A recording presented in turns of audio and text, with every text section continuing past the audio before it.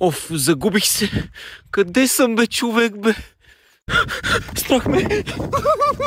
Сред нищото съм и се стъмва. Какво ще правя? Сетих се, ще звъна на Марти. Той знае какво да направя. Хайде, вдигни телефона, не искам да бъда изяден от лъци, Марти, бързо.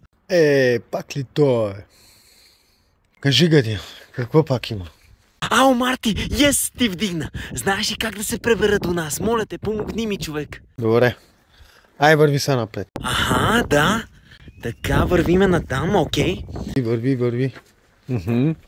Добре. Окей. Върви. Виждаш ли мравката отдолу?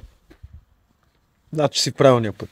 Окей. Сега почека криволичиш краката наляво, надясно, наляво, надясно, наляво, надясно, докато се спънеш, паднеш и си обелиш нос. Шегувам се. Окей, разбирам. Ама, Марти, нещо не ме опътваш правилно. На гробищата съм. Как да не е това дома ти, бе, брат? Това е дома ти, сега вземи една права лопата и почини копаш.